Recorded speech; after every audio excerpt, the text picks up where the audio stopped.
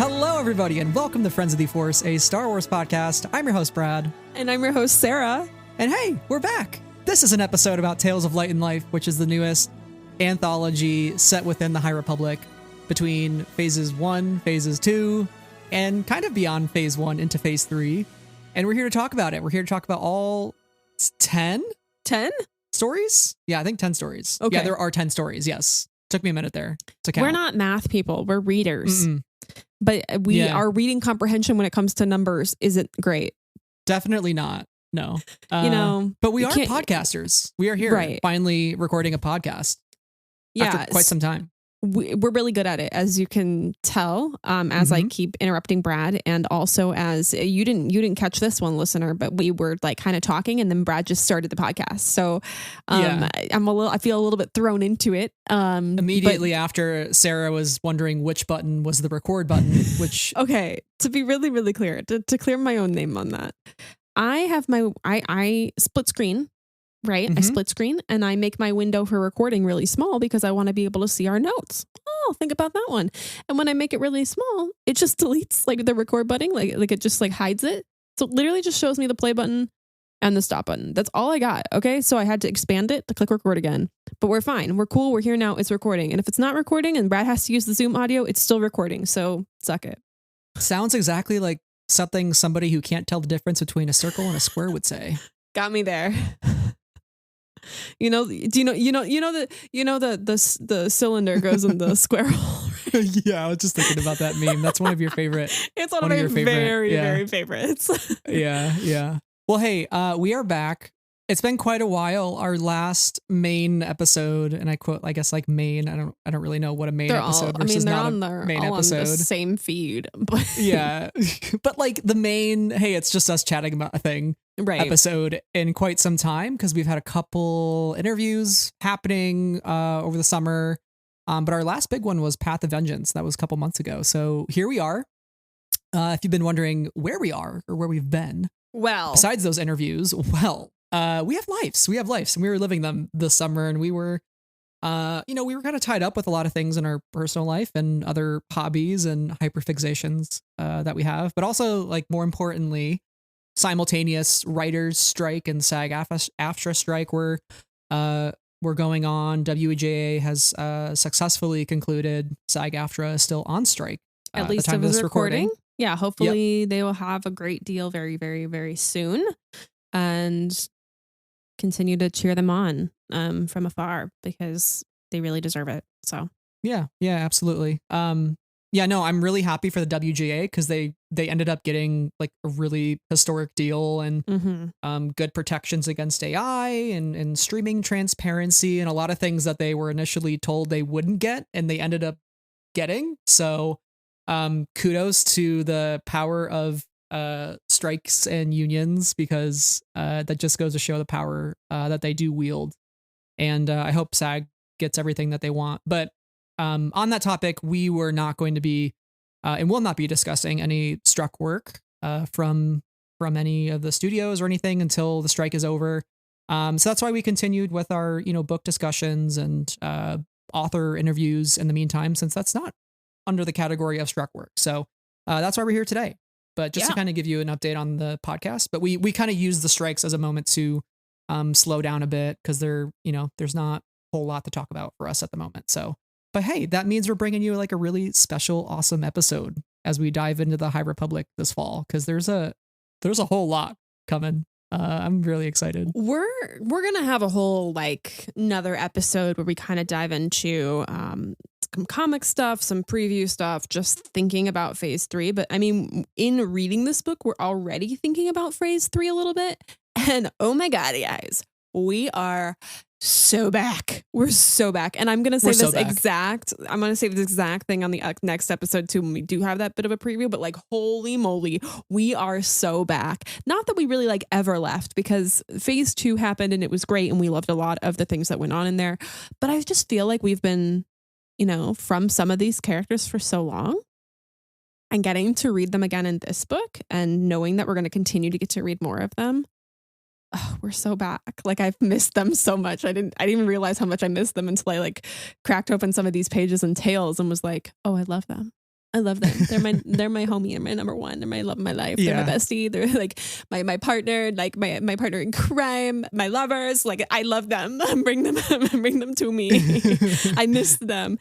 So anyway, yeah, I'm really dramatic about it, but it's real for me. So we need a "we're so back" jar, because I think that's like a phrase that we're going to be saying a lot over the next couple of months, especially when we talk about Eye of Darkness, when we preview phase 3, we literally talk about all the future novels coming out. Anytime Elzar Mann's name comes up, we are so back. We're so back. Chaos Man has returned. I love him. Anyway. Yeah, I think when Tales of Light and Life dropped, I was so excited because we were returning to a lot of those phase 1 characters, and the saying "the heart or distance makes the heart grow fonder" is definitely ringing true for these stories, because I've missed Belle, I've missed Keeve Trennis, I've missed so many characters, and it was so surreal getting our copies and reading it and being like, oh my god, these are like new stories for these characters. These are new moments in their life, new emotions, post Starlight Beacon's fall. R.I.P. It's happening. It is really, really happening. And then we get Shadows of Starlight. So like we're accelerating quickly into phase 3. Like it's gonna be here. It kind of already is here in a way, but like Eye of Darkness is approaching very rapidly. It is just over a month away. So I'm just, yeah, we're back, baby. We're back. We're so back. Anyway, that brings us to really this book, which is not phase 3 official. It's like all the phases book, and it's giving us 10 stories from 10 authors across the High Republic, covering all of these characters that we love from each phase and introducing us to some new characters. So like there's so much to dive into here. But before we do that, I always wanted to highlight our independent bookstore of the week, because that is what we do here on Friends of the Force. You might have forgotten. It's been a minute since our last book podcast, but I didn't forget. That is, once I opened this Google Doc, because I always forget to pick a bookstore right like before we record. I'm focused on the book so much, guys. Don't worry about it. Yeah, you pull a Taylor Swift. You're like, ooh, there's a blank space. I'll write a name of a bookstore in there. Excellent. You brought that around. Yeah. Thank you so 1989 this month, baby. Anyway, Taylor's Rod's version. excited about 1989. I'm excited about 17th Heaven, the 11th mini album from 17. We all got music to look forward to, but we also have the High Republic. And with that, you can buy your High Republic books at Joseph Beth Booksellers. They are located in Cincinnati, Ohio, and Lexington, Kentucky. That's 2 locations for you folks in the Midwest. Okay. I'm looking out for my Midwest folks here today. They are really cool. And honestly, they don't have an About Us page on their website. So what I know from them is from all of the amazing booksellers and authors who love them and who are like Joseph Beth, for all the Midwestern guys and gals and pals, like this is my home bookstore. Please, either you can get signed books from my home bookstore, etc., etc. I know they do a lot of charity work. I know that their locations are very cool. And you can buy your books online from them at any time. And I know that this is probably not my best independent bookstore of the week pitch, but trust me on this one. Joseph Beth Booksellers, they're legit. They're cool. Anyway, thank you. This has been the independent bookstore of the week. Joseph Beth Booksellers. I think they're the home store of Allie Hazelwood, but don't quote me on that.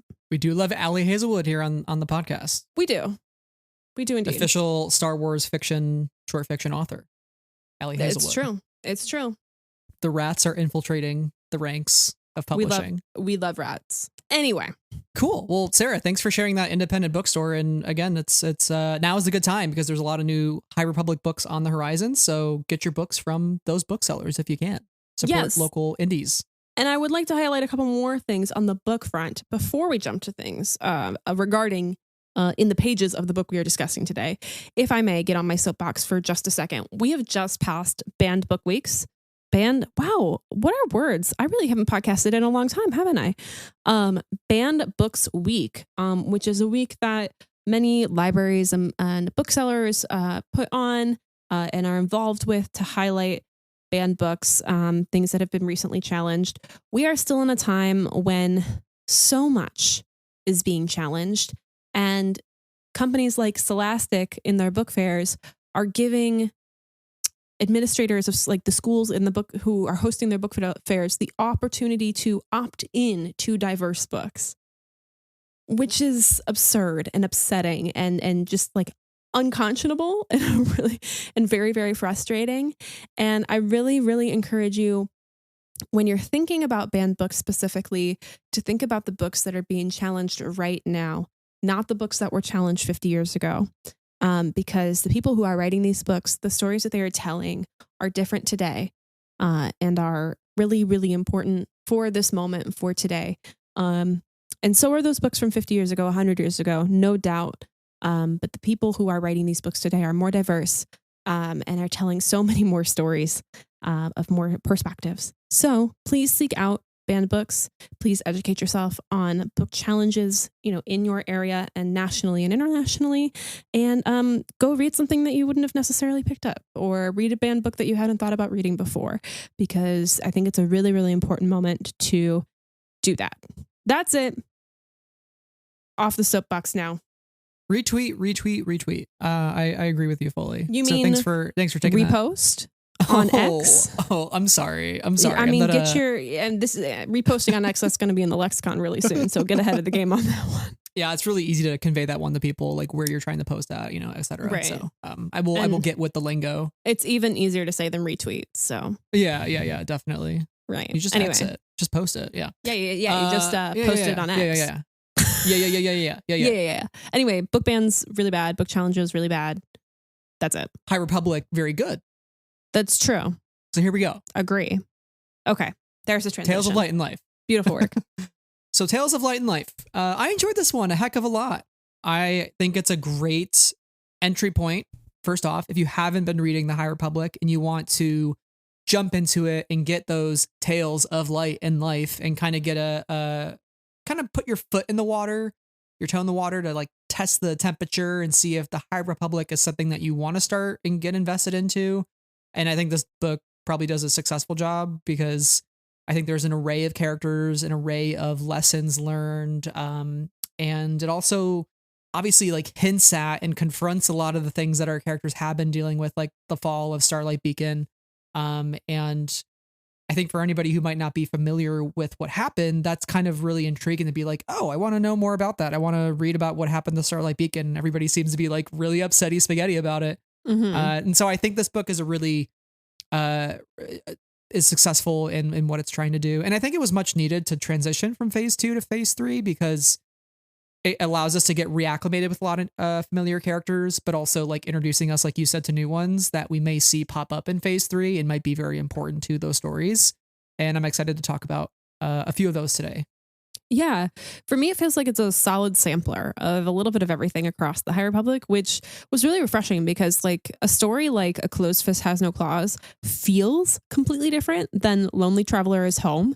And that's what's so great about the High Republic for me too, is like those were two of my favorite stories that I read, and they're literally polar opposites of each other. So I think that'd be really exciting for a reader of any age, being like, okay, well, I didn't like this one, but I love this one, or I really connected with this one. And then you can go dive into those characters. Or if you're like us and you already know all of the characters that are returning, it's like little tidbits, as you said, to reacclimate us to these characters, and also just to bring us new stories from them. And I could listen and read and ingest like stories from this time frame probably for the rest of my Star Wars days. Honestly, the High Republic is like gonna keep me flying for years at this point. Star Wars, yeah. Star Wars High Republic, yeah. You got me. Like it's just got me good. It's just that thing for me. That, and like, the things I'll be like praising on the mountaintops forever and ever. And like I have a handful of those within Star Wars. It's like Star Wars High Republic, obviously Alphabet Squadron, The Last Jedi, like it's these sort of things, Resistance, that are on our pantheon of greats, and that we will just sustain our fandom forever. And so to get these tidbits of these characters feels really nice. And let's do it again, authors. Let's do it again. Let's do some more stories, because I like them. So yeah, there's a lot to love here. I do love the anthology structure as well. We've gotten a couple anthologies from Disney books over the years, like Tales of Jedi Sith, Tales of Light and Dark. Now we get Tales of Light and Life. And getting this within a week of FACPOV was pretty cool because like we had 2 anthologies like literally back to back. I don't know the last time that's 49 stories. Yeah, well, or plus 40, 1, but 50 stories. 50 if you buy the Barnes and Noble edition, featuring Alyssa Wong's story, which is good. I will say my one gripe with the release of this book. I wish Alyssa's story was featured in any edition that you buy. I think it's kind of ridiculous, especially for international folks who don't have access to Barnes and Noble, are missing out on Alyssa's story. So I would just say, like, in the future, if there's an opportunity to include every story, regardless of where you buy it, that is much preferred for a lot of people. And I know a lot of people shared that frustration as well online. And I hope that feedback was taken to heart. So, I will say, I hope we see more of these in the future. I would actually love to see another High Republic anthology, but not by the usual authors, like the 10 Luminous authors. I would love them to do another anthology, but it's like, let's bring in 10 completely brand new authors. I would be really fascinated. I would really fascinated to see like Ken Liu, Alexander Freed, right in the High Republic. I'd be really, really fascinated. Rebecca Roanhorse. Let's bring them all back. Let's bring the gang back together. Oh my God, please, somebody. Rebecca Roanhorse writing. Okay. Walk with me here for a second, guys. Rebecca Roanhorse writing Marta Rowe or Axel Greylark or Elzar Mann. Okay. That's a woman who knows how to write mess. I mean, she just gets the gray areas of life. Her characters in like the Black Sun trilogy are so messy and so complex and fascinating. Let's make it happen. And Alexander Freed like knows his characters inside and out, upside down, spun around, and his grasp on like the entirety of a character's character is insane. And I would love to see him write anybody. Yeah. Anyone. He would capital S slay whatever he wrote in the High Republic. So let's bring him in at some point. I miss him. Alexander, where are you? Come write some more Star Wars for me, please. Yeah. Yeah, I agree. Whenever he's not exceptionally busy, which he probably is. Yeah, definitely. But yeah, I would like to see another anthology at some point. I think it'd be cool to have some additional voices that maybe aren't part of the main line of books, but it's like, hey, let's just get this other perspective on the High Republic from this author that is really good, and we want to have them write a little bit without committing them to a full book. I think that's a great, and that's like why FACPOV is so successful, because it gives them opportunities to work with 40 authors to do that. So High Republic FACPOV, but it comes out 2026. We don't have to wait 40 years for it. Let's think about it. 40 authors. Damn. And then like 5 years. 40 authors, 5 years. Oh my gosh. Across all. Yeah, no, that would be intense. That would be intense. Think about it. But Del Rey? Besties? No, I'm kidding. I'm not, but like I definitely am, Any other thoughts before we start diving into each of the stories?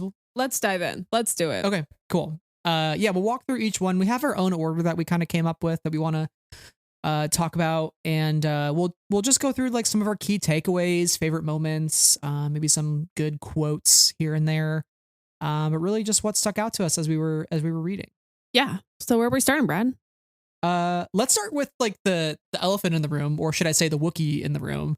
All Jedi Walk Their Own Path by Charles Soule reunites us with the one and only Burryaga Agaburi, except he's only really known as Burryaga now. I think they dropped the last name at one point, but we all know if you were there. If you were there, you know his full name, and it's Pepperidge Farm remembers. Burryaga Agaburi. Anyway, he's back. He's back, baby. He's so back, baby. We're so back, baby. Anyway, this story was, this was the worst kept secret in all of the High Republic. And I say that with nothing but literal love and affection, because why would you kill off a Wookiee Padawan? You sick people. Okay. You literally cannot. If you kill him off in phase 3, we're done. You know how I'm saying the High Republic was sustaining my fandom? Not anymore if you kill Burryaga. Okay. I'm sensitive. The Ben Solo of the High Republic. He's out, I'm out. Right. Yeah. But seriously though, him and Ember the Charhound, of course, a legend and icon. She's just such a cutie pie. Anyway, so this story obviously reunites us with Burry. We knew that Burry lived. I mean, we had no confirmation of that, but like, come on. There's no way, right? So we get to follow Bell in this moment of him feeling, like he really has a purpose to go and find Burry, and he doesn't give up on it. And there's a really beautiful story within that. And it's him going on this fishing boat and then finding Burryaga, who has been trapped in an underground cave that has had a pocket of air that was running out for about a month. And he goes on this fishing boat, Fishing in the Deluge from Legends of Luke Skywalker by Ken Liu, in this essay, I Will. Not any fishing boat, but a fishing boat called the Queen Ziri, which I loved. Yes, fantastic. Absolutely. And then he also goes in like basically a submersible to go find Burryaga, which like bad timing. You're so bad right. timing. You're I was so like, right oh no, he's in a submersible, please. Get down there quick. Save Bell Zettifar. So he's got Burryaga's lightsaber, which I think like anchors him to Burry in a way. And we hear that everybody's been summoned back, but he is not ready to go. He's like, I've gotta do this thing. I'm not giving up on him. And man, do we love Bell Zettifar for this. I think the most compelling thing about this story is the fact that Bell, to everybody else's discredit, I guess, was being told like, don't stay, come back to Coruscant. And he ends up being one of the final Jedi that remains on Aram.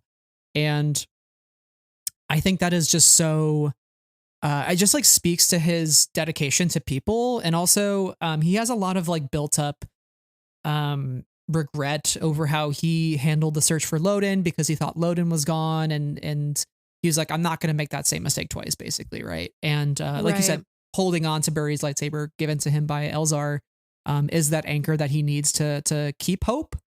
And it does harken back to the story within a story here with Loden, where, him and Loden get sent to this planet to resolve a dispute. And Loden basically tells him all Jedi walk their own path. The Order doesn't want us here. They think we can go somewhere else and do solve an easier problem elsewhere, and we're better used there. But like, we can do something here. We can make an impact here. And I think that's why that story is positioned here for Bell to reflect on, because he's like, yes, I am needed elsewhere. Yes, there are things happening with the Nihil Stormwall, but I am needed here to help my friend and find my friend. And I'm not leaving until I do, no matter what the Order tells me is worth it. Right. And in the past story, Loden like crashes the communicator and is like, well, we're stuck here until we fix it. And he pretty much, instills a sense of purpose in that moment for that mission and in walking his own path. And I think, obviously Bell does the same thing in the present timeline. And I thought that the dueling timelines was like really effective and also gave me a great sense of Master and Apprentice vibes, Qui-Gon vibes. Were you getting Qui-Gon vibes from Loden at all? Because like I definitely was. Oh, absolutely. I feel like Loden is somebody who will question the council at any moment, any turn. Right. Which is like the worst part about us losing him, because I want to hear Loden's hot takes. Like with what happened to Starlight. I need to know. But like, I don't know. I always get this like warm feeling about Qui-Gon. He's a little, he rubs some people the wrong way, but he sticks to his gut and is a little bit of a troublemaker for a good reason, right? And I feel the same thing about Loden. And I mean, I've always been a Loden fan, obviously. Legend, icon, gone too soon, horrifying death, brutal, like all of these things. I still think about it to this day. Darn you, Kevin. But I thought this like getting more of that Loden point of view of him being Bell's master was really nice. And I just thought this story was really warm. And obviously we knew where it was ending, like how it was going to end the moment we picked it up and the moment we opened the story. But I still felt like I got a lot out of it. And I didn't need the element of surprise for the story at all.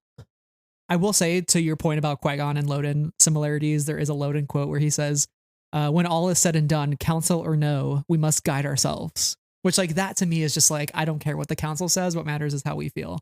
And that's the impetus for Bel's search for Buryaga. But that also made me think of another thing, which was Loden tells Bel at one point, our presence here holds a mirror up to them, lets them see themselves in a way they have not for generations. They're coming to understand how awful it is to live the way they are and how much better it might be to exist another way.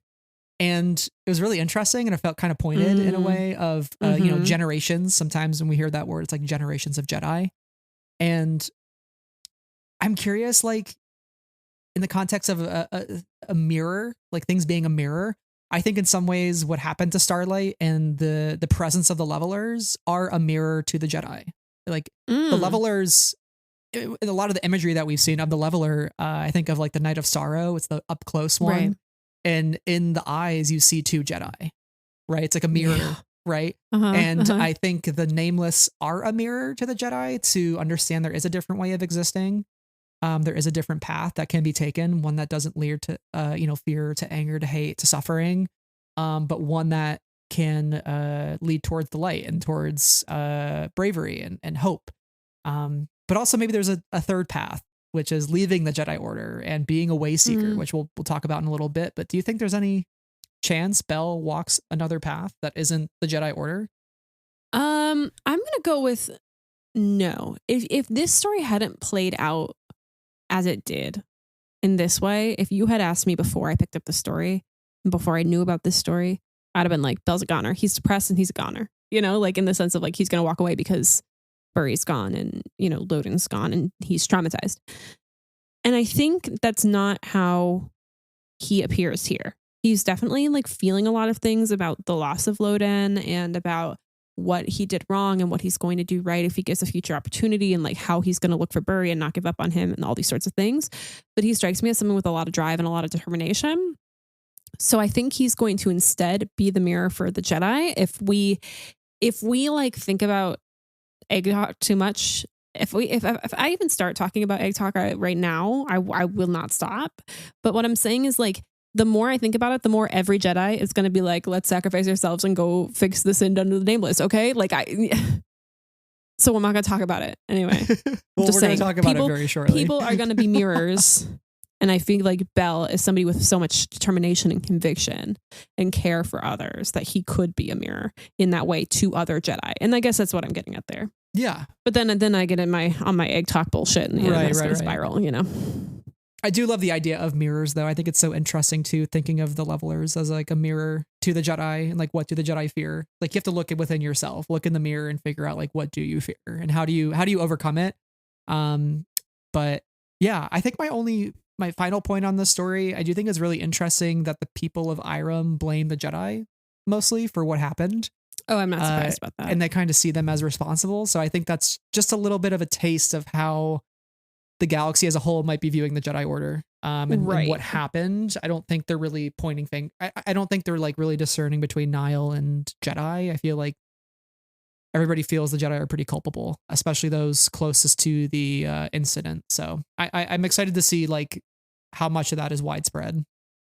And like the Jedi are present, or they're more present than the Nihil in like a tangible way, if that makes sense. And they're outsiders because they use this force thing that isn't tangible for people who don't have it or can't utilize it in the same way. So I think there's like a lot of, and also like the Republic and the Jedi built and manned Starlight Beacon. So there's like a lot of reasons where that it becomes logical that people would be like, and I know who to point the fingers at, so I think that is, I don't want to say it's like a fair assessment, but it strikes me as like a logical path of thinking for a lot of people.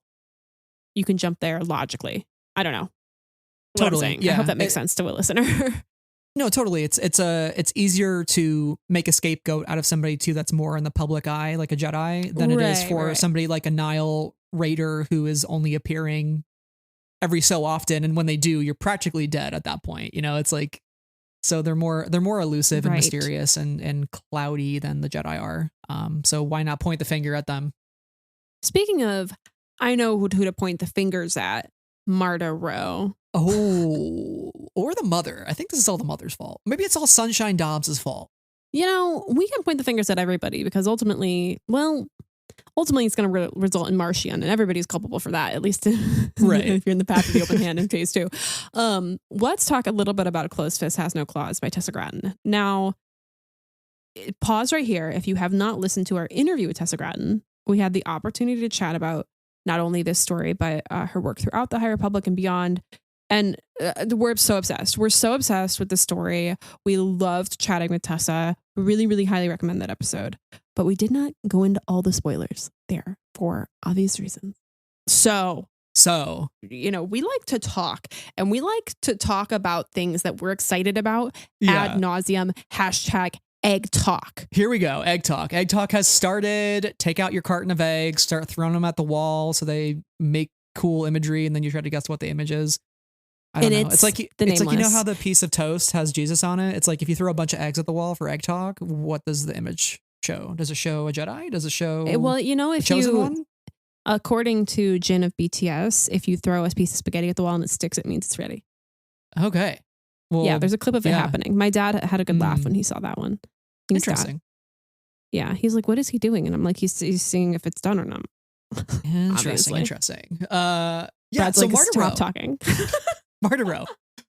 This story paints such an interesting picture of her, and it's definitely a tragic one because she does not look back on the path of the open hand with fondness, and she is looking to the future, not to like establish a community of like believers or a religion or a family. It's like everything that's the opposite of that, because she is now under the impression that the galaxy has no gifts freely given. Like everything is a trade, everything's a relationship, every gift comes with an expectation. Some are as sharp as a blade or as pure as love, as she puts it.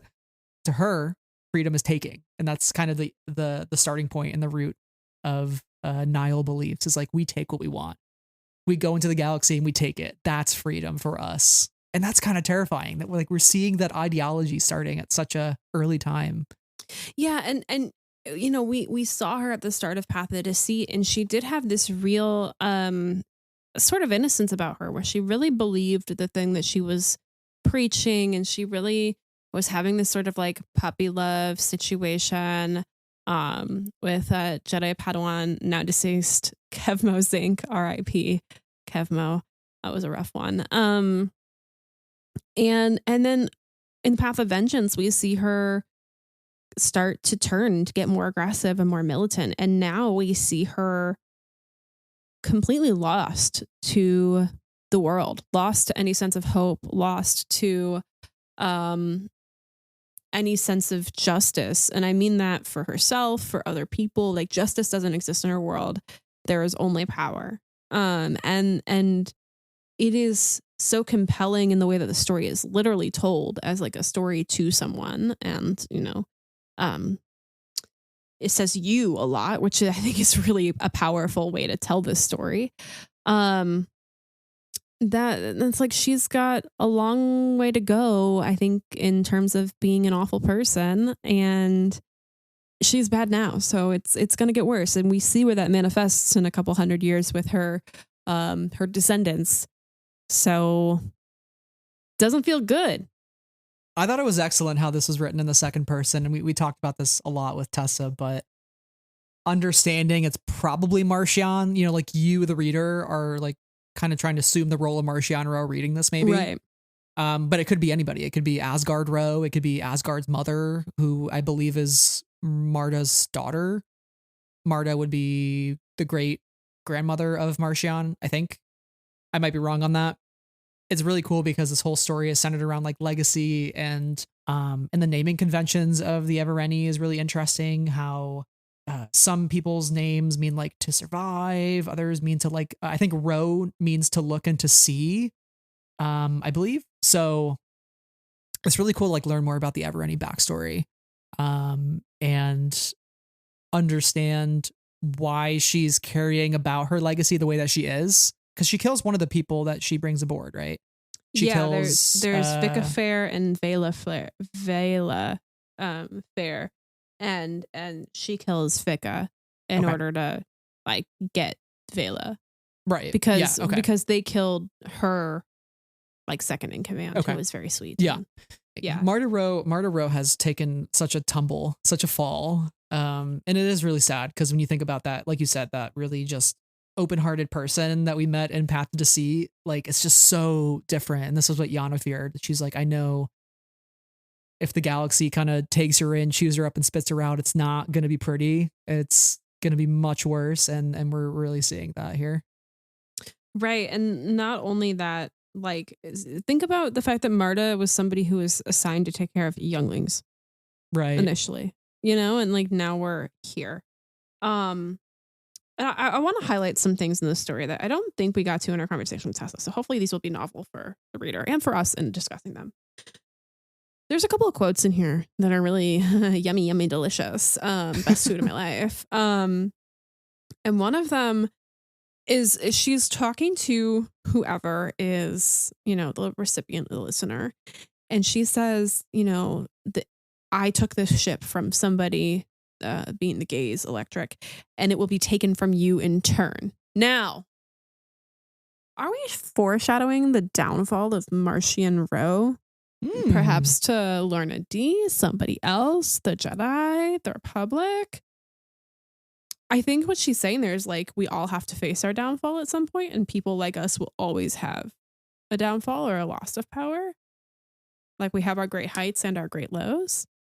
And I don't know, just no words go to waste in the High Republic. No words go to waste. Especially this story. I was highlighting so many things. It was ridiculous. But Isrin also tells Marta that you can't trust a home. Everything falls away eventually. So like, and there's a couple other points in Tales of Light and Life where we talk about like I think somebody that Vernestra meets tells her like everything must fall at some point. And so I think that is a running theme of like, not everything is always like the best. Not even the golden age of the Jedi. Like that even has to fall at some point. The Jedi themselves have to fall.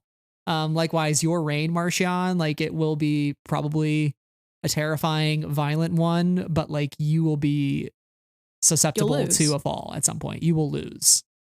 And then like, what legacy do you leave for your next kin? Is it one that they can latch onto and build from again? Or is it one that kind of becomes nothing? Another one I want to talk about, and this will bring up egg talk. Surprise, surprise. Us? Egg talk? Who would have thought? Yeah, not me. We do not have a home, but it does. We should have never taken them from their home.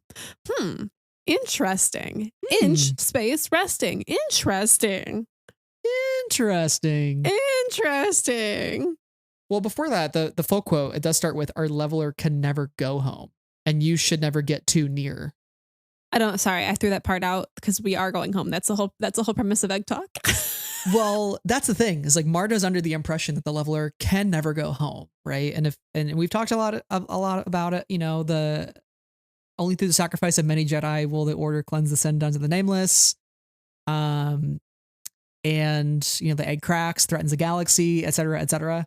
But I think Marta setting up here that we should never have taken the leveler and the nameless from their home is so important. I think it's a line that some people will maybe glance over or not think too much into, but I really do think deep down, like this line is the end game. It is the end game. It's like, we should never have taken them from their home. Well, how do we rectify that? We bring them back to their home and we restore balance to the Force. Like that's how we do it. Through the sacrifice of many Jedi. And now the sacrifice could be involuntary, you know, in the sense that all the destruction that we've seen in the Starlight Beacon and what we will see in Phase 3, I'm sure of, or is it voluntary? Like, do people volunteer themselves to go to Planet X, return these beings, and knowing that they will not make a journey back? So there's ways you can look at it. Right. And maybe Marta's right in saying the leveler can go home. Maybe the leveler is doomed to die, but maybe some of the nameless can be saved. Yeah. I don't know. It's one of those things that perks my ears up. I'm like, So there's some other like Nile origin stuff in here that I think is really juicy and delicious. And like, I'm not somebody who's like, oh, give me the origin story for everything. But I thought the origin story here was so satisfying. So can we talk about how the blood smeared onto her white outfit ends up creating the Nile logo? Yeah. She's like, I majored in graphic design, but actually. That was unexpected. And a Jedi blood? Jedi's blood. Yeah, like it's kind of sick and twisted, actually. that's wild to me that the symbol of the Nile that we've been looking at this whole time was Jedi blood, basically. Like that's how it began. Yeah, and like the way that it's swiped, like on her chest, I think is so compelling and so messed up and also ingenious, because it's establishing itself as an image, as like a position of a power play, just as it is. So it demands respect from people who are maybe aspiring to her level of power, or also fear it, or maybe both. Because that's the thing. And her viewing herself at the center of it all, right? And that's sort of what leads to the position of the Eye of the Storm, the Eye of the Nile, who her family will continue to hold that mantle for generations. Getting these types of tidbits is really exciting. Also, she sleeps on the throne in the Gaze Electric main hall. Girl,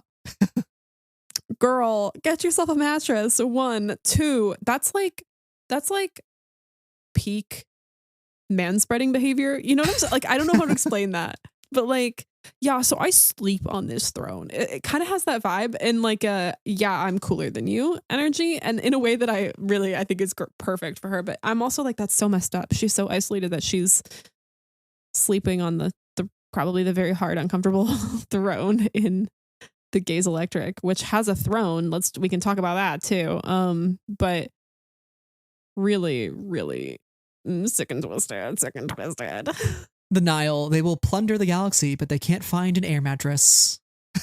Right. I mean, that would be too easy. Not one. No, but I understand she does it for, a show of power. I will never leave this throne. You're going to have to rip me off of it to usurp me, right? And I think it's a bit of paranoia too, in a way. Like 100%. If I leave this, what will happen? It's interesting watching her downfall. And seeing how the Nile form, I think it was really fascinating. I think this is such an important story for the larger High Republic. It might be one of my favorites that we've read, and I hope it's one that many people continue to talk about. I will say I do love at the end where Vika and Marta are talking. Or is it Velia? Velia is the guy. Okay, so Velia and Marta, they're talking at the end, and he says that sometimes we, the Evereni, meet in the Rystan system. And if we know the Rystan system, it's the one from the Rising Storm. It's where Marchion Ro goes in that like wintry place where he meets his cousin. Oh, that's the Rystan system, and he goes under the ice and he finds a leveler in the ice. That's the Rystan system. So that little lore drop there was like, oh, now we're making the connection to like, how does the Great Leveler get to the ice and get trapped in the ice? It's whatever happens here. Marta and the Evereni meet there regularly, and at some point she decides we gotta get this thing locked up and frozen in ice, or it's gonna wreak more havoc. Which begs a lot of different questions of like, why does she get to that point? When does she recognize that it's far too great of a power to exist in the galaxy? And she even tells Marchion in her journal, like, don't go too near. But he does anyways, and is she the unleashes a terror to the galaxy. Is she the one that ices him? Maybe. Yeah, maybe. Maybe not. Maybe it's her kid who ices the leveler. Maybe it's Velia, because he's the one that says, oh, we meet in the Rystan system. He has the knowledge there. Is she alive? We don't know. Who knows? There's options here. A couple of things that I want to highlight in there is Marta kissing a girl Twi'lek in order to get her to be part of the squad. Hell yeah. Smoochy smoochy. Also, if you saw my tweet from a while back where I wrote in all caps and then circled it, Tessa, you legend. It's for this. Claws forming a closed circuit of pain between us. It's so messed up. It's insane. It's perfect. It makes me scream. It makes me want to throw the book down and be like, this is amazing. I was in a library when I read this, and I was like silently yelling. I love it when it's messed up. Yeah, no, it is messed up. It's a story about messed up people doing messed up things. And I think that's kind of about the High Republic overall. I think we can turn it over to a story that's maybe a little less messed up with people doing less messed up things. Shield of the Jedi by George Mann. A lovely this is story. a Rupert Natani story post phase 2. Rupert goes through her Jedi Knight trials. She's got to find Salandra Sho's shield. Salandra hides it on Batuu, which I love that we're on Batuu, and she's going through like the big forest trees on Batuu to find this thing. I've been there. But I think the important thing to take away from the story is, as part of this trial, she comes into contact with this being, the Salmaka, who is terrorizing the village. It took a droid, and she goes in there and ends up not slaying the beasts like people want her to, which I thought was fascinating. The lesson she learns is that everything deserved to be protected, that it was wrong to leap to conclusions, to assume a position until you had all the facts.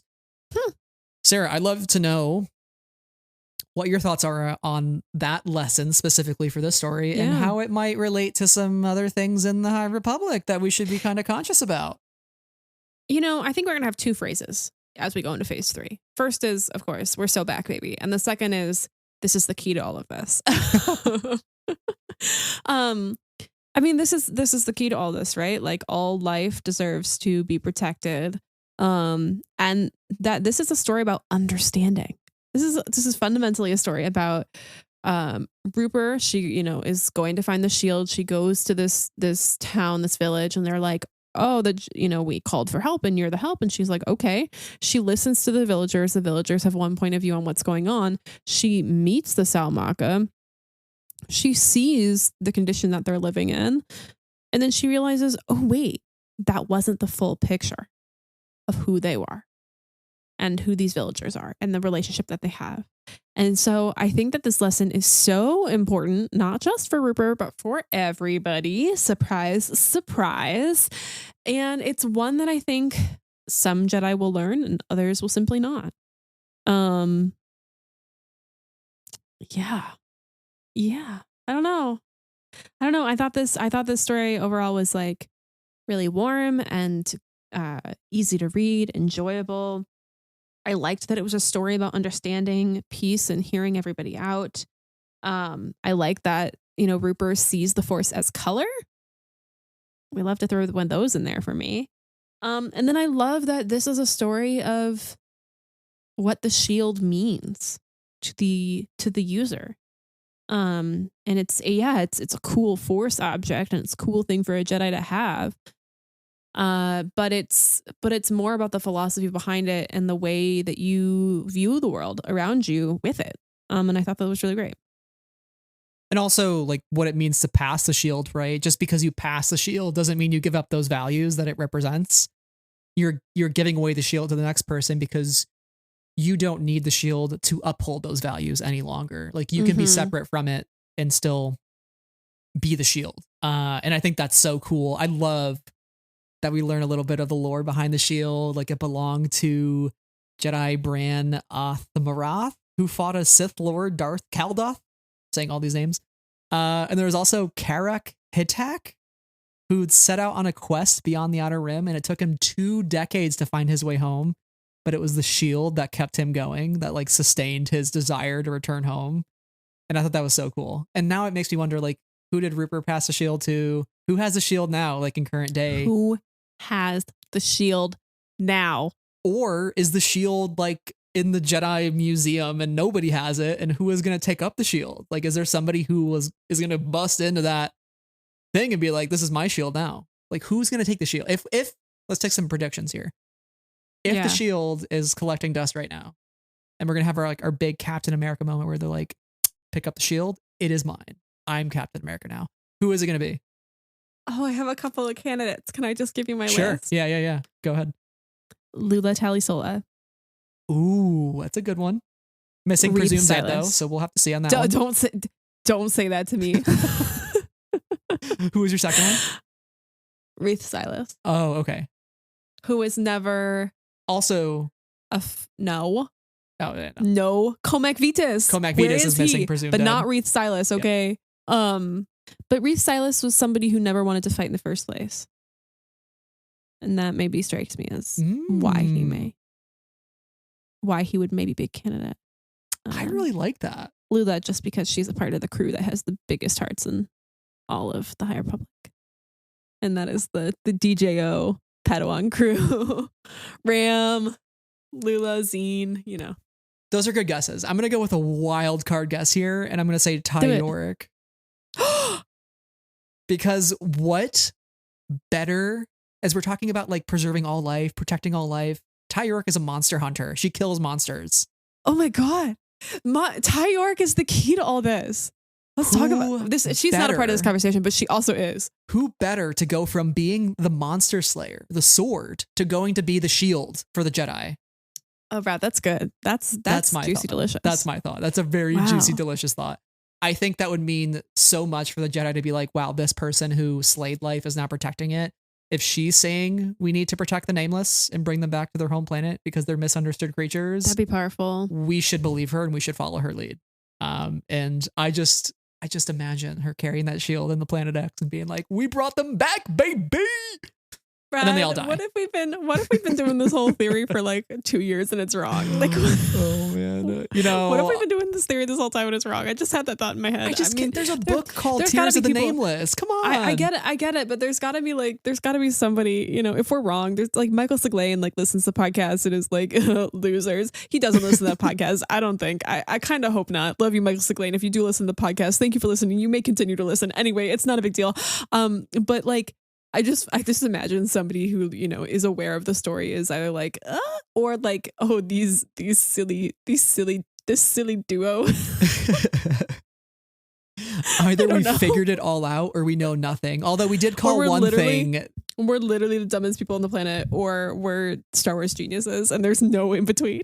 We did call one thing in Shadows of Starlight, which we will talk about in a separate episode, but like that kind of now has sustained my ego and my delusions of grandeur just a little bit longer. So more to come in our Phase 3 episode preview.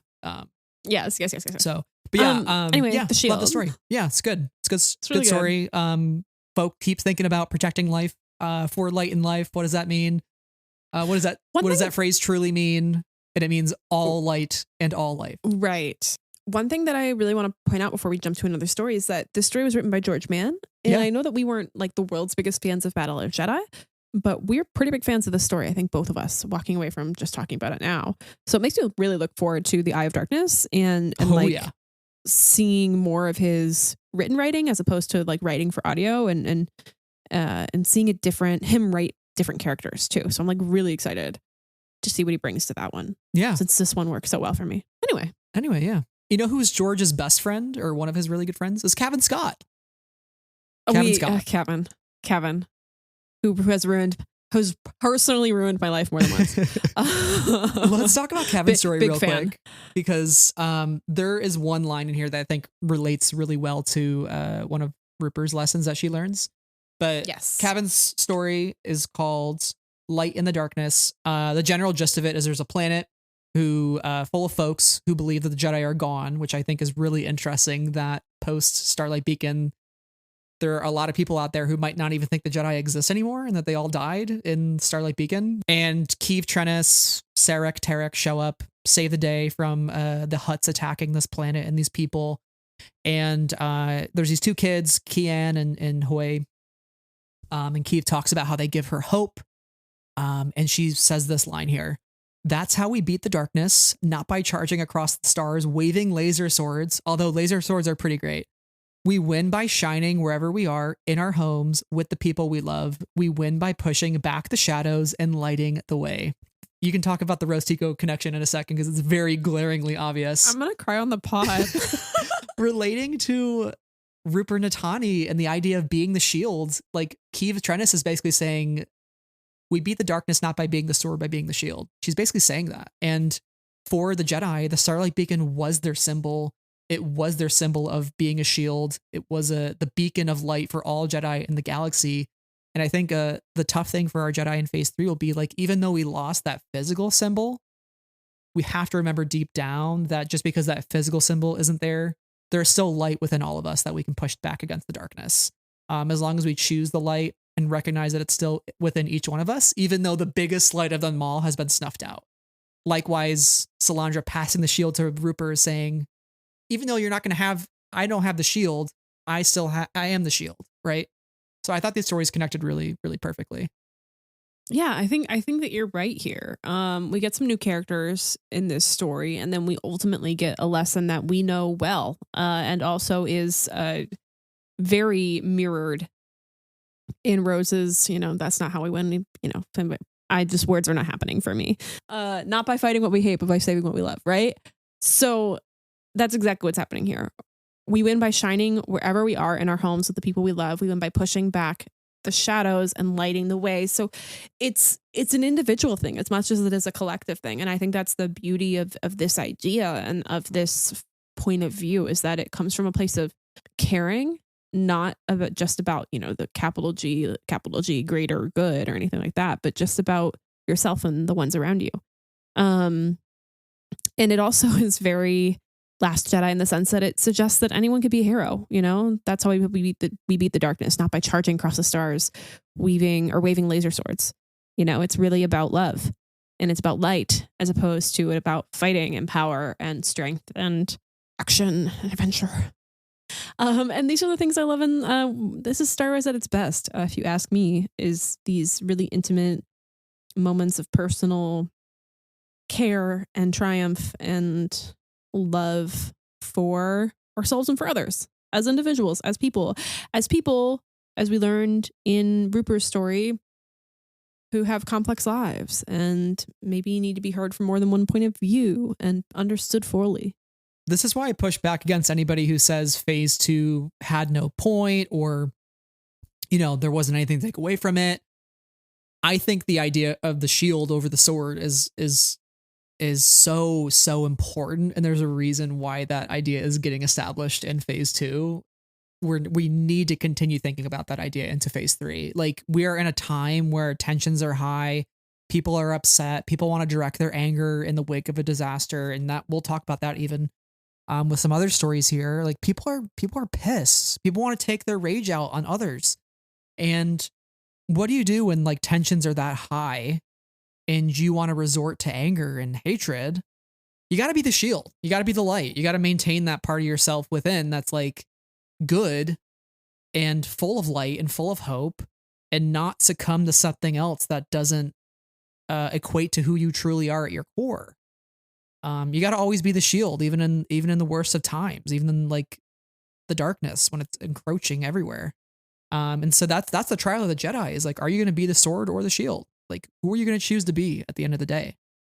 We need to keep thinking about this idea. Yeah, and I think that it's like important that this story is like within phase 2 juxtaposed against the fall of Marta Rowe and the rise of the Nile, or the early rise of the early Nile. In the sense of this, like for Light and Life and this story about being the shield, like these are really important counters to this specific story that's being told, which is like, all about becoming the sword, from nothing, casting a sword. That's what Marta's doing in phase 2. So, yeah, it's really compelling.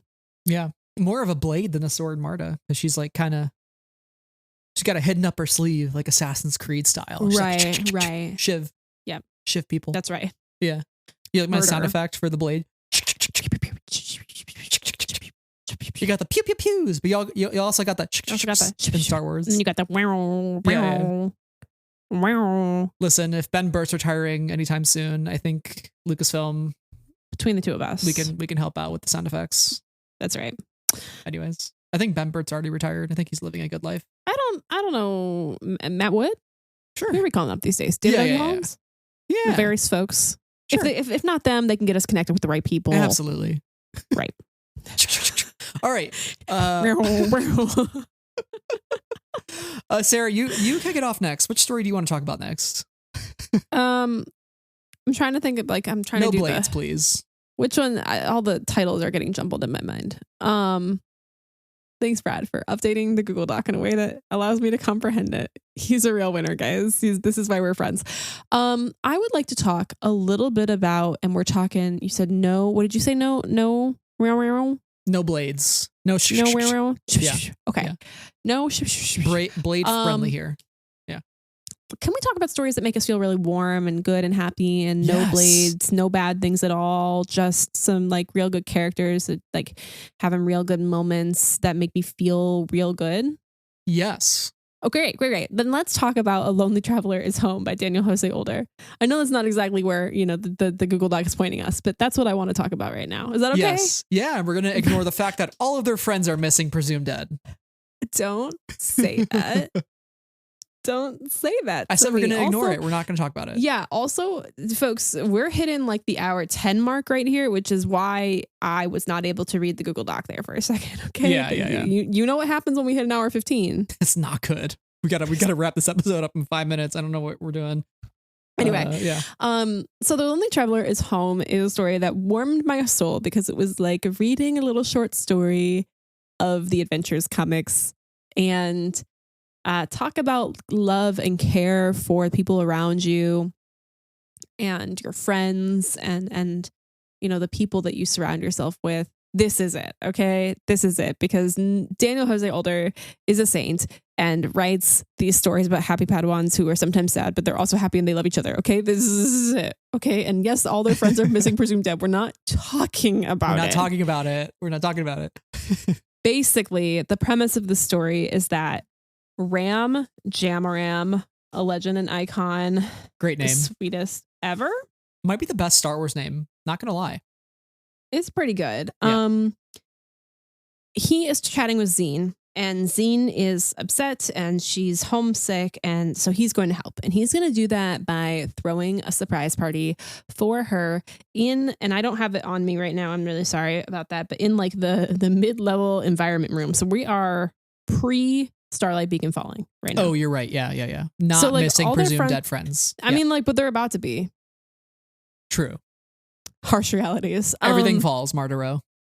Right. Every home. Harsh realities. Every home you know. Anyway, so Zine is feeling sad and he's like going around trying to plan this party for her and be like, she misses home. We're gonna make the environment room like seem like her home planet as much as possible and like surround her with all the people that she loves, and it's gonna be nice and fun.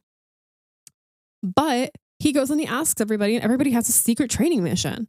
Why is everybody on this secret training mission? And he talks to Buckets of Blood, who's making tasty treats. And Zane's like, go help Buckets. And Buckets is gonna, like cover for me for a while I go plan this. And then he goes to Buckets of Blood and was like, hey, Buckets, come to my party. And Buckets is like, but I got the secret training mission.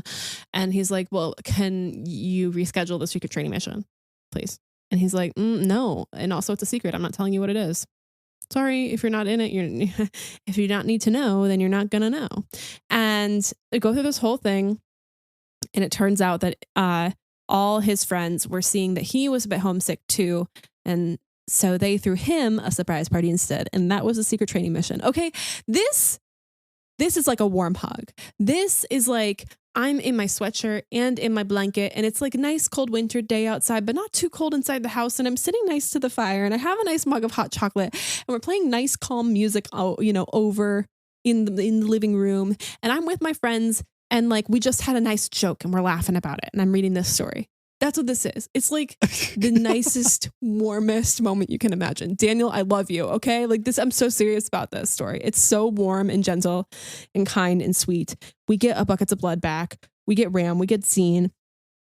We have comedy. We have a little bit of there's a little bit of hijinks in the whole setup of this. It's sweet and it's gentle and it's lovely. And I love that YA gets to be so many things. It gets to be both Lonely Traveler's Home and A Close Fist Has No Claws, and they both fit within this category well. And you can enjoy both of them, okay? That's it. It's so good. This one was really heartwarming because I think, we talk about a lot of death, despair, and destruction within the High Republic and darkness, but we have to always remember, seated within these stories are tales of light and life, and it's hope. As much despair as there is, there's also hope. We have to always remember that. And I think having these glimpses is so important, especially before the destruction of Starlight, because this is probably one of their last moments before everything changes. And it's so important to see them kind of be who they are. I love the Uno reverse card on Ram Jamaram. That's so great. So good. So fantastic. I love Court in this doing an Elzar Mann impression, where he says, "Listen, Padawans, the Force is the Force. Don't worry about the rest." Which Lovely. Court 10 out of 10. But the reason for the title of this story is like whenever the heart smiles, the lonely traveler is home is an old Aloxian saying from Court. And this is like a pretty common idea. And like we talk about homes, we talk to Tessa about the meaning of home in the High Republic. We think about the meaning of home in our own lives. And I'm somebody who moved a ton growing up. I moved so many. I switched high school like 3 times. Really? Which is really annoying. Yeah, it was very, very annoying. But for me in my life, regardless of where I live, I always feel at home because of the connections I've made each place I've been, and allowing myself to foster those connections and keep them strong, regardless of where I end up or where I go to next. And I think that is what Ram is feeling. He's like, yeah, I left Valo. I left the only home I ever knew, but I'm exactly where I need to be in this moment. And my heart is smiling and I have my friends. I'll return to Valo one day. It doesn't need to be today or tomorrow, but I will be back there at some point. Right. And so, yeah, I think of that, like, you know, the places I have left, I'm like, I'll return to them one day. They were home for me, but they're not home for me now. I'll make a new home somewhere and I'll keep connections that I need to with the people that I appreciate the most. And so I can relate to Ram in the story, you know, being homesick and missing a place that we used to be. Right. So, yeah. Thanks for talking about that a little bit. I'm somebody who moved once when I was 4. So I've pretty much been in the same room for a long time. So I don't know if I necessarily like feel that intrinsically as much as you do. And I think thanks for sharing that point of view. Really appreciate that. Yeah, I really like this story. I can't wait to read more of these characters again. Like they're like such like they're such friendly faces to me. So I really look forward to more from them. Also bring Lula home. Please. Yeah. And Farzala. Also missing, presumed dead. About Farzala, my boy. Okay, I can't. I'm also pretty sure Buckets is gone too. Anyways. Wait, really? Hold on. We're going to move on. Remember when he ran away with his shirt and his pants off and he only had his undies? Oh my God, Shadows? No, don't remind. No. Oh my God. He's in a separate category. Like he's not in the missing, presumed dead category. He's in the missing, presumed dead, also in his undies category. There's only one. There's only one entry. Wait a second. Yeah. He whispered, he wished Cataphor may the force be with you as he made his way into the corridor. And that's now just in his underwear buckets. I mean, I've read this and I can visualize it in my mind. I remember what that page looks like. It's like the Skeletor meme where like Skeletor is like running away at the gift. But I can't believe that's where he left him.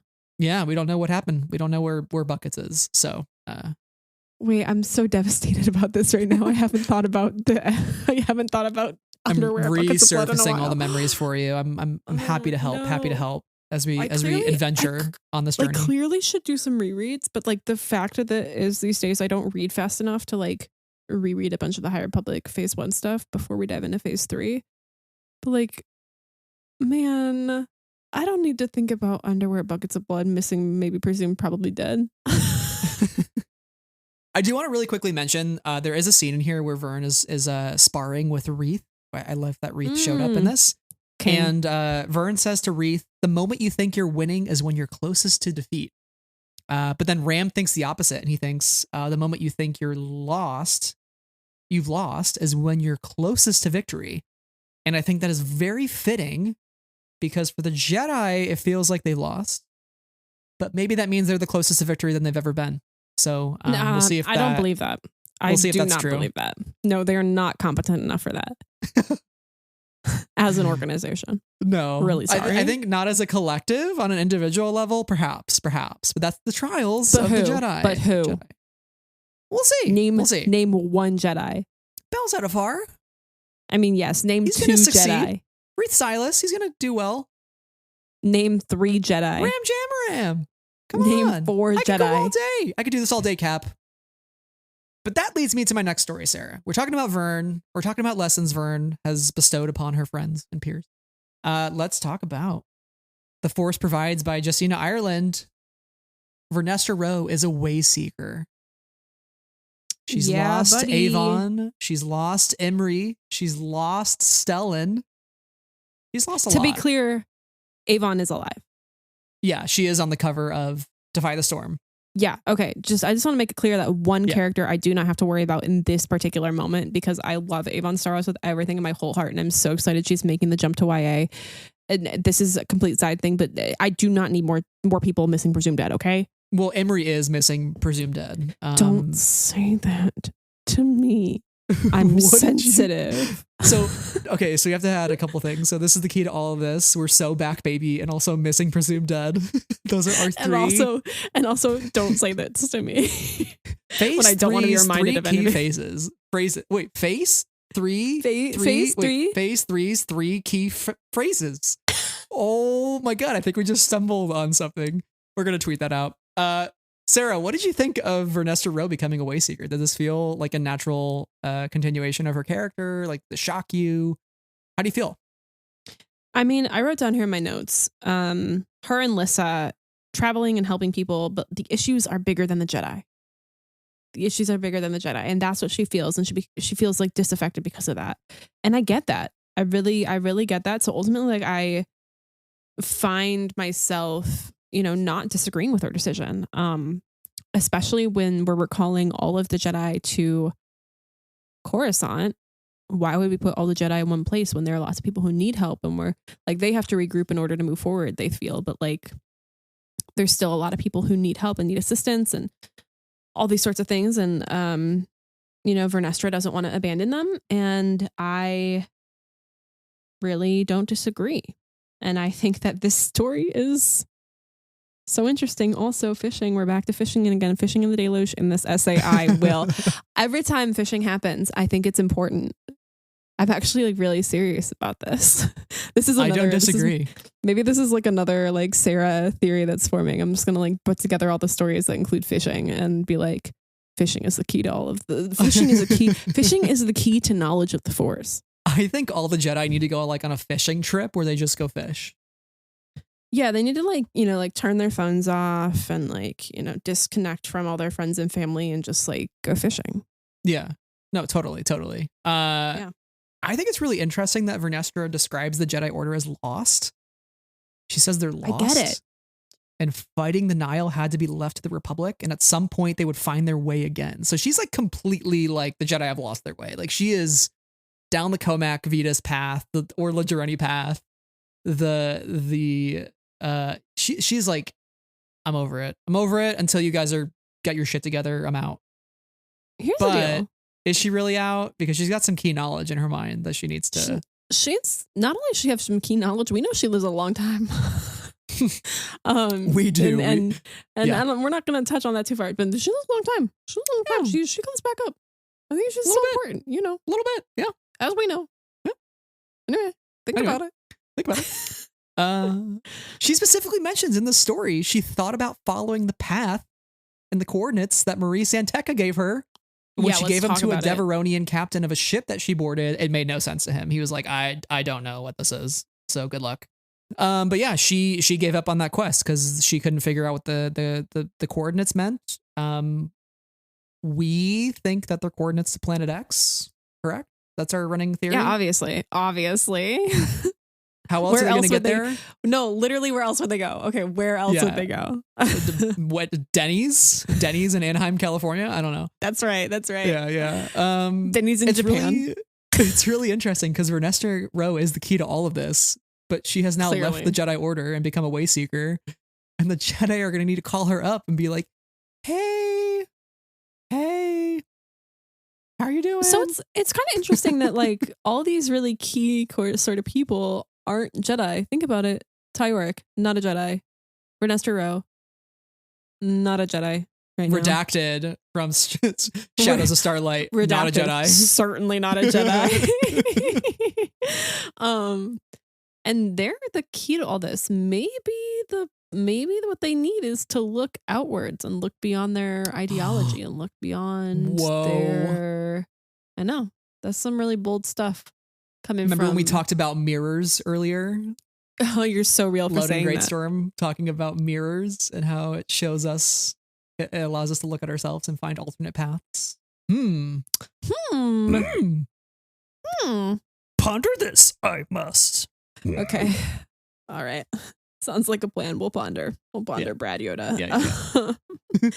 But can we talk a little bit about like the story within the story here and the people that she meets? Because I think that I listened to this story while I was on a walk and I was deeply I was deeply compelled. And then once I finished the story, I sat down on the bench at the park and I wrote like a bunch of paragraphs, like recapping the story and everything. I loved this story.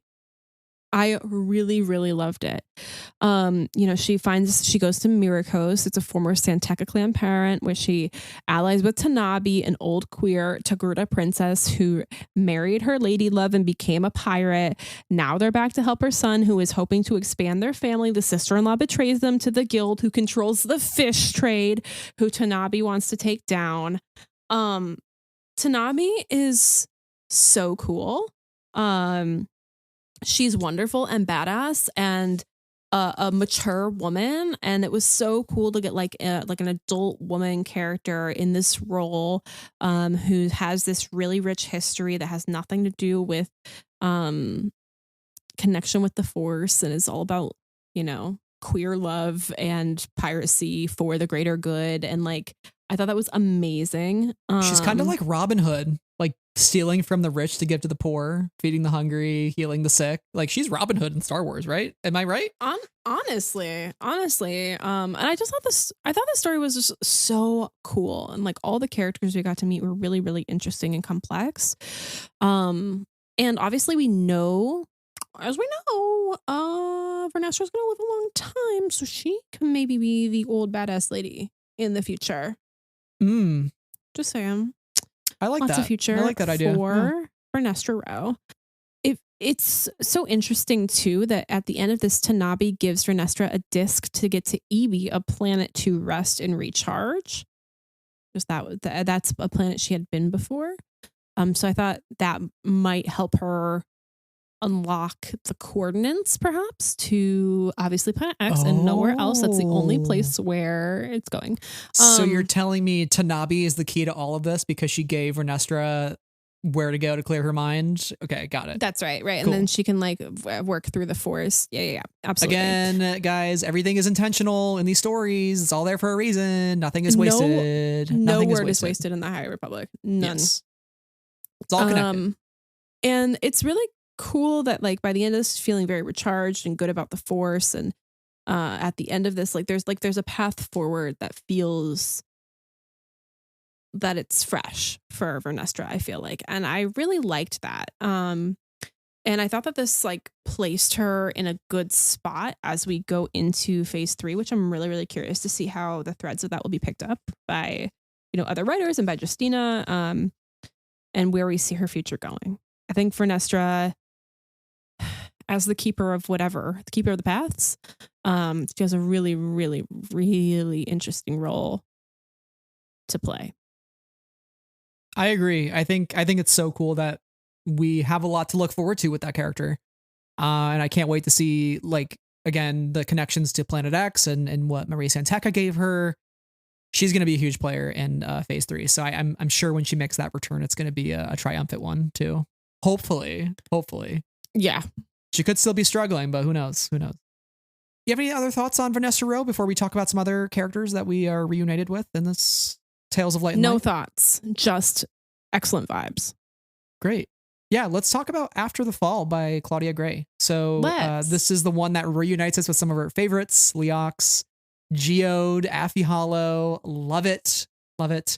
What I thought was really interesting about this story was it presents Affie living with the consequences of what she does in Into the Dark, which is turn in Scover Bind, talk about what Scover has been doing and taking advantage of people in the Bind Guild, some of which have died because of her Scover's actions.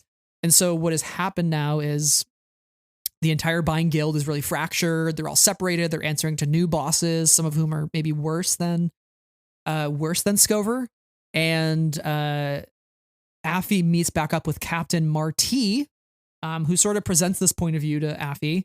And in the end, Affie gives Captain Marti a new recommendation or maybe a possible solution of like working together, regrouping some of the Bind Guild, even if it's only a third of the original overall guild, and working together to make new trades and spread new information that can maybe help take down the Nile. So again, when we talk about purpose of these stories and what they could lead to, I think Affy Hollow is going to, because of this new partnership, I'm sure the Republic and the Jedi will come into some information from them that will be key to taking down maybe the Storm Wall, maybe Marchion Row. Like, a lot of that information is going to get around with this guild, I'm sure, and end up back on the Republic's lap. So could be big, could be nothing. Who knows? There's also like a feeling that like her gathering up all these people and kind of creating a new coalition feels very much like, and I say this with a positive connotation, trust listener, like towards the end of TROS when everybody arrives to help. Yes. Yeah. There are more of us and they're all everyday individual people, lowercase n, nameless, So I find that really compelling. There's a lot of hope and like collective action like that. And there's this great quote, and in your notes you don't have any context to it, but it just says we're only powerless when we're alone. And I think that's so key to you could say it's the key to all this in phase 3, because they're going to have to work together in order to solve anything, right? That's the things are bigger than any one individual, and it's going to take different coalitions of individuals in order to access or assess different things. And I think that Affy and Leox and Geode have a really unique point of view within the cast of characters that we have throughout the High Republic. I think they're going to be pretty instrumental in one way or another. Yeah, absolutely. And I do love the idea too that people who are not Jedi will also be part of the solution, right? Like just the everyday people, the Rose Ticos of the galaxy. Kevin Tar. The Kevin Tars. More on that later. Legend. So I think that is so important. It is a group effort for sure. There were some other things in the story too that I thought were interesting. Around the rhetoric of the Republic after the fall, and particularly like 1 week after the fall, there's this banner that goes up on Irem, or I think it's Irem, yeah, and it says like we will end the Nile forever. And I just thought it was really interesting how they talk about these like what was a gentle communion of people coming together and like helping each other is now something that's like gained edges and scarred over into something sharper than a blade, and people are like mad as hell basically. And it's just so interesting how quickly the rhetoric changes in the wake of a disaster. And Affy makes the point to say, disasters, they can change us, but they don't erase who we already are, right? And so I think the test for some people will be, again, at your core, you're still who you are, but can you recognize that? Will you continue to recognize that? Or will you turn to a rhetoric and a behavior and a method that may be more violent and more unlike who you are at your heart? And that will be maybe the case for some Jedi. It's like some Jedi and the Guardian protocols, as we read in Shadows of Starlight, they were like, this doesn't feel right. And then some other Jedi were like, no, this is great. Let's take it to them. They killed some of us. We got to fight it out, Right, and so I think the Warhawk versus the non-Warhawk people will be butting heads quite a bit, both in the Senate and in the Jedi Order. So it's interesting. Yikes. Yeah, I don't know if I have too much more to add to this story. I will say, like, among all the stories, it didn't actually stick out for me as much as the others did. So, I don't know. I obviously love Claudia, and I also love the Vessel crew more than Words. They're the best. But yeah, it's one that I think I just focused on other stories more. Yeah, I agree. There's not much more I have here either, but I think it was a good look at the galaxy and maybe some kind of minor players that could become important later on. So right, other points of view for sure. Yeah. What next? What do we have next? Let's jump back a little bit. You want to jump back a little bit? In time? In time? 150 years to be exact. Phase 2. To Axel Greylark? Yeah. Perhaps. Yeah. All right. Let's. I like the story. Queen's Bloom by Zoraida Cordova. I love that Zoraida's writing more Axel. As it should be. This one, I wish it had been Axel like post phase 2, but that's okay. because I do like that we get more of him and his dad in this, which I think is like really, really important to see and to understand how important Axel's dad was to him. But what did you think of the story? I thought the story was interesting. Like, I do agree with you. I think it would have been compelling to see kind of post kind of the phase 2 stories. But I love getting to see like a bit of a boyish Axel. Like, I thought this was fun. He's 17 years old. He's at university. Rena, or is it Kina? I can't read my note well. University, a new institute of higher learning. This is very important to me, listener, as you well know. Hey, you know, we have kind of crushes here, and we have him kind of falling into a little bit of a trap. And this is how we see the first meeting between Axel and Alicia, the mother. So I think that this kind of explains some things about Axel, gave us some more perspective onto his character that I thought was interesting. But like, I would have liked to get this even before I read about Axel at all, because I think it was a nice story. Yeah, and it gives some insight too to the pressure that he's under, and For sure. the feeling that he is not really where he should be, he feels like, and he should be doing something more useful. And that he'll never measure up to like being a Greylark. So some of that worry within Axel is starting to sow itself. And I love that his dad was just like, I'm sorry if you feel that's a burden to you. I just need you to be my son, to be Axel Greylark. And for Axel, like, that's enough. You know, that faith that his dad has in him, like, that is enough for him to carry forward on his own path. And so I understand what the story's context, right, losing his dad, what that actually meant, right? Because like his dad for him was like the one person that was truly in his corner. Like, I think his relationship with his mom is there, but it's definitely not as strong as his dad. Well, I think it's about like seeing him as like a person first. Yeah. And not as a figure of a son, if that makes sense. And I think that Kyung, because of her position, sometimes thinks of him as a figure of the state. You know, like a figure of her identity rather than her son. Could be working in a life of service eventually, right? Like carrying on the Greylark name in the public eye. Like, Axel, This is what you should do with your life. And also having to maintain a certain reputation. Not that she doesn't love him and that she's a bad parent or anything like that, but she's kind of, her responsibilities are so great that it takes her focus in a way. And now when I say that and I'm like, oh, women can't have motherhood and work. And that's really not what I'm trying to say at all. Right. It's specific to Kyung, right? Like that's the thing that she faces in Cataclysm. And she's like, I recognize how I've treated Axel. And that's why they butted heads for so long. Like, Axel kind of resented her for a lot of reasons. Yeah. Yeah, it's compelling to see kind of how all the threads connect for Axel. Axel. You sweet summer child. Sweet Chaos Prince Axel. I love how Elzar Mann now is he's the new Chaos King again. He's back. So Axel, you're off the hook for now. You know how we ask authors and we're like, hey authors, if you could have any two characters interact and have a conversation. And I just want to answer that question. I'm not an author. I don't write any of these characters, but I would like to see Axel and Elzar have a conversation about chaos. Thank you. Endorse that completely.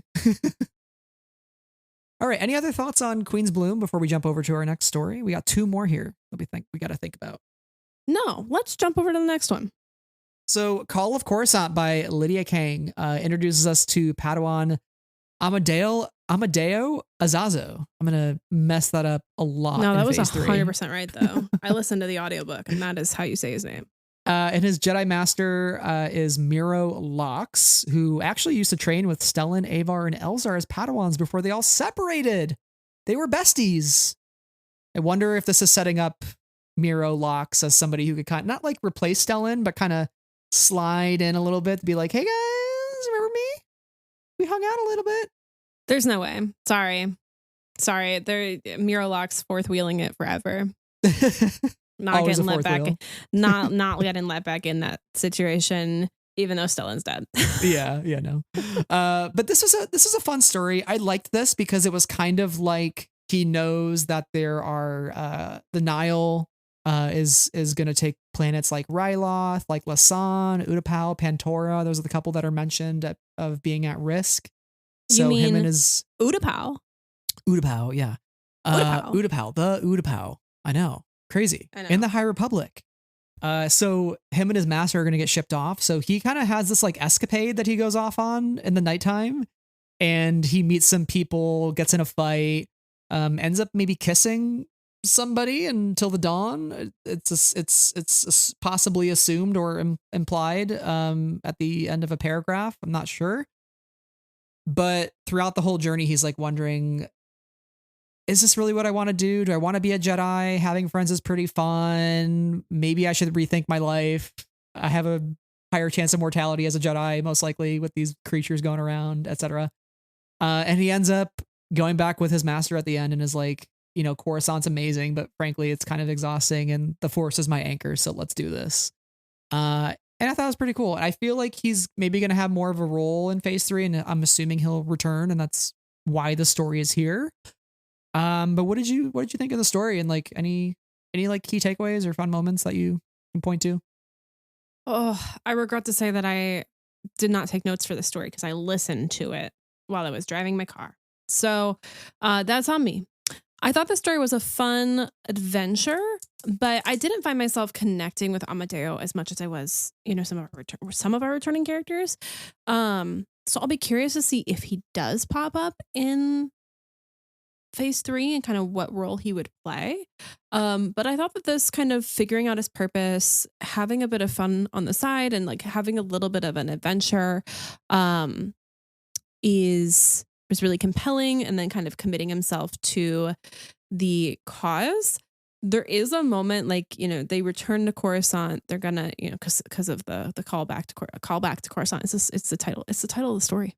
It's the title of the story. Phase 3. Anyway, so they got to call back to Coruscant, and there's a moment. There's two moments in this story where don't we hear the Shri Karai Karai? We do, yeah.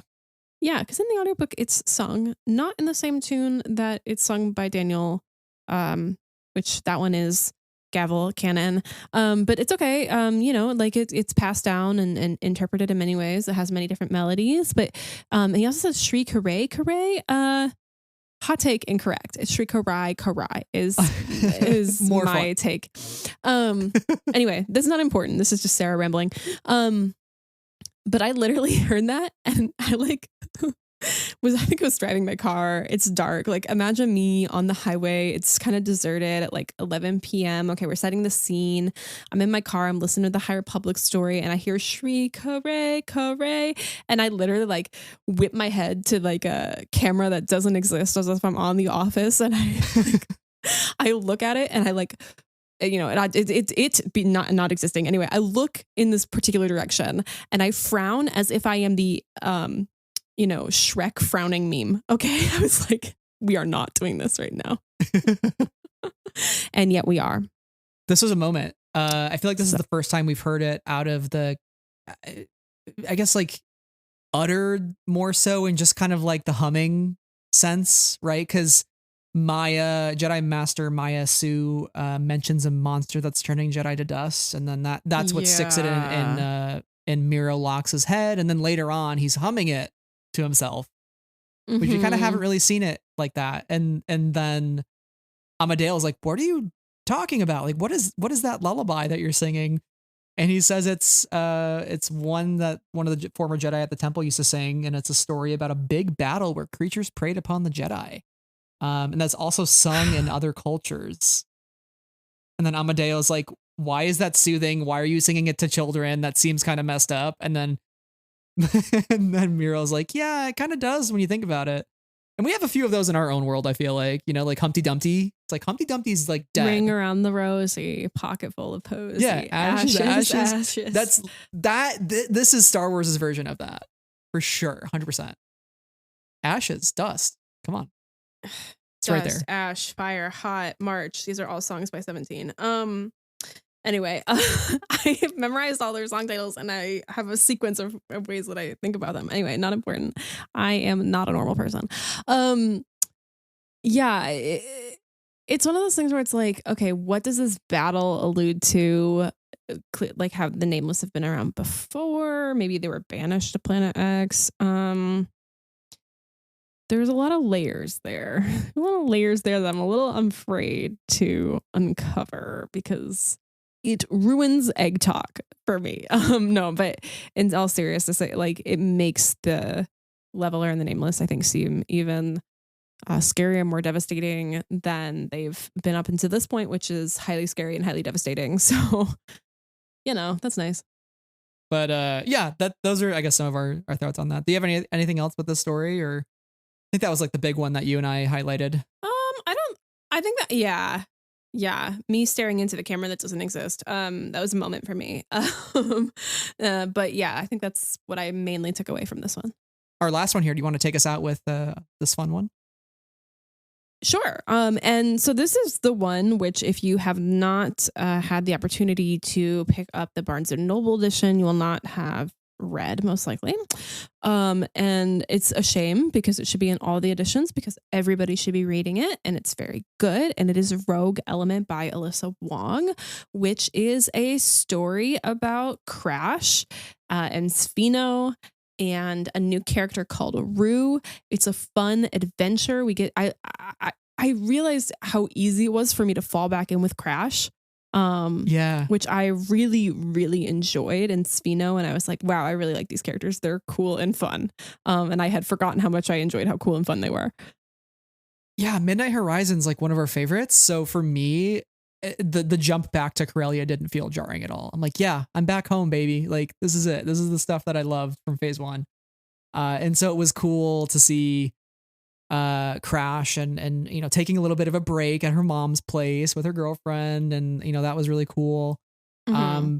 But I really loved the Rue angle in this and getting to meet Rue, and Rue is somebody who lost his master when all the Jedi left the temple on Corellia and went back to Coruscant, the Call of Coruscant. Him and his master tried defending the temple against the Nile, and the Nile killed his master. So he turned to a life of vigilantism, and he is basically Star Wars' Batman. I think he put on the mask. He wanted to do justice at one point. I think at one point he's like, it's all about justice. He's like, I am the night, He's like, I'm not even going to try the voice, but I am the night. I thought it was really cool.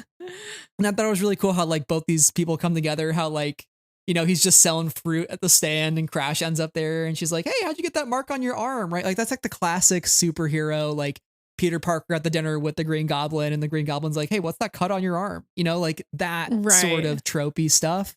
I loved about the story. And then them coming together and be like, you want to team up? Yeah, let's team up. And then they just blow up a factory for fun. Like, so cool. This story's so fun. I love it. I think like the story of Rue and his master is really sad, and like they stayed to attempt to do the right thing and help Corellia and help Coronet City and all that jazz. But that story ends up really sad. And I think Rue is just trying to do his best to continue feeling like he has a purpose. And I think that's fair for him to become Batman and kill actual Nile. And they Crash and Spheno call him the Nile Jedi, which I find interesting. Obviously he's not, a Nile at all. There's some like droid action happening here. The factories, like this is so Batman because it's like, I'm gonna taint the water supply, like it's kind of the vibe. Because we're going to all these factories and stuff. But yeah, no, I really enjoyed characters. The introduction of Rue, I think, was really interesting. I'm looking forward to seeing more of his character and more of Crash and Spheno. I hope we get more of them because they're cool and fun. Yeah. And like the fact that Corellia is in civil war now, I thought was kind of interesting how they adopted the Nile ways and the Nile rule to avoid like repeating what happened to Starlight. So I just wonder when Ram and company will be asked to help Crash. And then like what happens when Ram meets somebody like Rue, and like some of those groups start to come together again. Mm-hmm. So I'll be curious. I know like Daniel and Alyssa are writing Escape from Valo, so not related to Corellia, but I would assume Daniel or Alyssa are going to continue the story. Or maybe we don't see a continuation, or maybe it's in the High Republic Adventures comic. Who knows? I would love it in comic form. The reality is the two of them write characters that are fun and cool and that I love, and that Escape from Valo is going to have characters that are fun and cool and that I love. So including a baby Nexu, which we have totally neglected before, but I'm going to walk away. I'm going to walk away because it is the greatest, cutest, fluffiest thing of all time, and he's going to turn into a little rage monster. And I just think it's excellent that they were like, yeah, baby Nexu, excellent idea. Yeah, that was so genius. Happy. This is why I love authors. I love Star Wars. I love authors. I like shut up, baby Nexu, shut up. Okay. I'm so stupid happy about this. Yeah, that's our second book after Eye of Darkness. So is it really? Yeah, it's the second one. Yeah. Wow. Cannot wait. I think it's the second one. I think it comes out before Defy the Storm. I gotta get ready. Gotta get ready for all this. Like phase 3 is like actually happening. Yeah, it is. Oh man, we're here. Maybe that's the note we kind of transition towards the end is an exasperated phase 3 is actually happening. It's real. It is very real. Yeah. That's the end of our discussion on Tales of Light and Life. Phase 3 is here. We're so back. Everybody's the key to all of this. Missing presumed dead. We are so back. Everyone is the key to all of this. Your fave is missing, presumed dead. So don't get too attached. But we're so back. Can you say phase 3's 3 key phrases? Phase 3's 3 key phrases. Phase 3's 3 key phrases.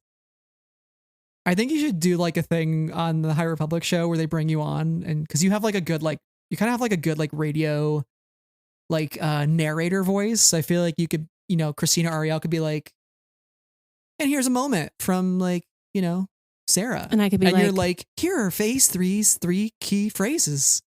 Thank you so much for kicking it over to me, Christina. Here are phase 3's 3 key phrases. We are so back, baby. That is the key to all of this. And missing, presumed dead. Back to you, Christina. Oh boy, I can't wait for phase 3. We're gonna be so unhinged. It's gonna be so bad. It's time for bed. We gotta get some sleep before phrase 3 starts. Oh man, I'm gonna be like Aslan Rel waking up in a cold sweat, uttering Shrikarakai. Aslan Well waking. Aslan's not well, by the way. We're hitting the 2-hour mark, and we're like, Aslan Well is phase 3 phrase. Why did we start doing tongue twisters 2 hours in? Oh man, what were we thinking? Yeah, we're goofy. We're goofy today. Bad. It's getting silly around here. So I think that's the light, the green light to stop recording here shortly. So thank you all so much for joining. Not the red light to record. Yeah, not the red light. We had a lot of fun. I think Tales of Light and Life was great. I'm glad we finally had a chance to talk about it. Again, check out our interview with Tessa Gratton. Next up, we're going to be talking about phase 3, previewing everything that's to come. And we will also be doing a discussion episode on the Eye of Darkness. So if you like our book talks, you got another one coming up in November. So stay tuned, and hopefully much, much more in the way of the High Republic. That's pretty much all we're talking about for the foreseeable future. We're all in on books right now here on the pod. So yeah.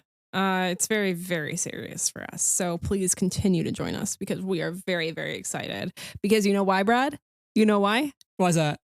We're so back, baby. We're so back. Thank you all again for listening. If you want to hear more from us, you can follow us on all of our socials, including Twitter, not X, Twitter, Instagram, YouTube. We are on Blue Sky. Blue Sky is pretty nice. Threads, we don't really use it much, but we're there. And all of the above. You can also find us on any podcast platform of your choice. Be sure to subscribe so our new book discussions drop into your feed. Can you tell that it's our first time recording in a while? From all the fumble words that you've heard on these 2 hours, these lovely, lovely 2 hours. And make sure if you enjoyed the episode, despite our key 3 phrases, You can leave us a review, 5-star written review. Leave one of the key phrases in the review if you'd like. Just like 5 stars and just be like they're so back. Friends of the Forest, they're so back. 5 stars. Yeah. Friends of the Forest, comma, missing, presumed dead. Friends of the Oh my gosh. Yeah. So hopefully not missing, presumed dead by the time Eye of Darkness comes out. But yeah, leave us a review if you enjoyed. Right. We would love to know how that book ends. And we're super grateful to all of our patrons who really do help to keep the lights on the website domain and help wow, words are so hard. Help ensure that you can hear when we flub our words every single time. So thank you to Ben, Brian, Cheryl, Emma, Clay, Hong, Jennifer, Katie, Knights of Ren, Leanne, Lucy, Lindsay, Matthew, Rob, Saber Bouquet, Santa, Sky Talker, Stephen, Tom, and Travis. We're super grateful for your support, and also incredibly grateful to everyone who takes the time out of their day to sit and have a chat with us about High Republic, about anything Star Wars. We really appreciate you being part of the conversation with us. And if you have not said hi to us in any way, if you listen to these episodes every time and you haven't said hello, please message us. Send us a little note or tweet at us. We'd love to say hello back. So, thanks for listening. We will be back very soon talking about books. And until then, may the Force be with you always. We're so back. Bye.